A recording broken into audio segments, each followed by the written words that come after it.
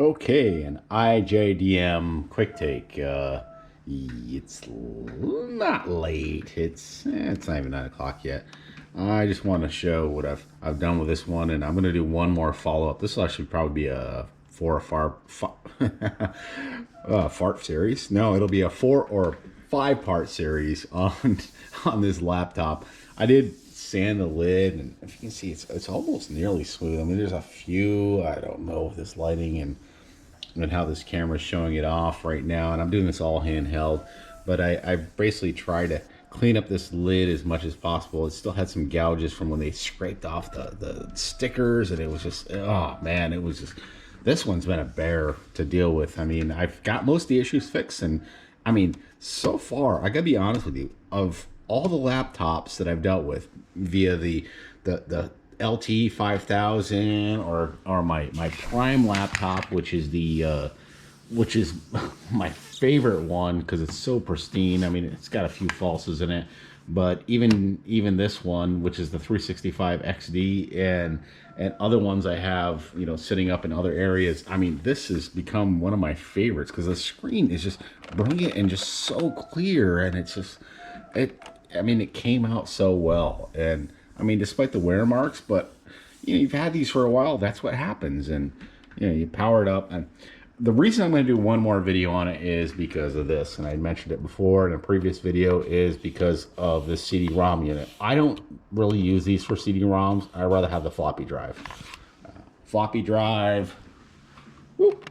Yeah, that was crazy, wasn't it? Floppy drive, and the ones up there, floppy drive. The only one doesn't is the one, sad story, down here underneath my kit. It does, the floppy drive is there, but I don't, the mounts I use for the other one, it's just one of those things that just kind of is what it is right now. And so let's power this on and see. And there's the power lights. And if you know anything about these Toshibas, that some of the later models actually have the LEDs on the front, which look pretty cool. But I mean, they actually do change color if you do something. I think they go to amber if you change the configuration to. Once this boots up, I'll do it real quick. But if I go function that button, maybe one more time. Well, usually it turns yellow, but maybe it's just a delayed reaction. But everything is working on this laptop. I mean, the screen is just brilliant. It looks great. I have no complaints about it whatsoever. And despite the restore process, and I had mentioned about the clips on this one bezel piece, it's totally fine right now in my book. And I'm actually, the only thing I have an issue with is the screen brightness. I wish I could adjust that. If anybody knows how you do this on the CDT models, there is no dial, there's no nothing on anything of adjusting this. And that to me is just crazy because every other one I have has some kind of dial. And let's just do Planet X3 because I gotta give props to, and he just released a new game, and check that out. Ooh, that's not even spelled right. That is ANET. Yeah. Okay, and the thing is he does some great games, and I'm looking actually forward to the new one he did for the Commodores, and playing that hopefully on the emulators or whatever, because I still don't have a true Commodore unit. I would love to have an R64 or 128, but that's not in the books right now. I'll just do ad lib because I don't know if it'll. Well, do we have music or not? Oh yeah, the volume adjustments right in the front here. Music sounds great. I mean, from this little teeny speaker, and some of the other ones had like stereo speakers and they moved the keyboard or adjusted something on them, but I mean, this little speaker just sounds, it's not crispy, it just sounds smooth, and it's hard to hear probably on the camera mic, but the screen, look at it, it looks amazing.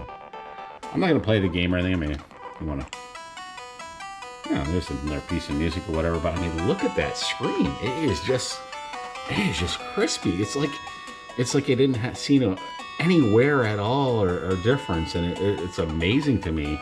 I would say the contrast ratio is a little off. It's a little like on the brightness side, but this is nighttime, so I'm hoping you're seeing what I'm seeing. And I know with my refresh rate, because I do film in 24 frame rate, just because like I'm looking a little more filming, but and it may do some kind of weird things on the screen, but I mean, this is just, it's just a brilliant screen and just awesome.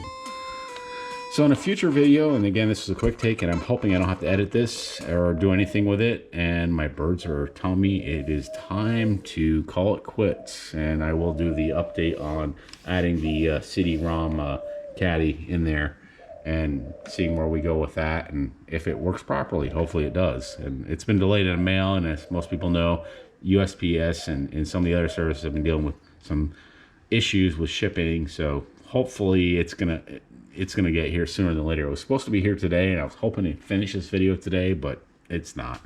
But for now, that is the Satellite 400 CDT follow-up video on a quick take. Be sure to subscribe.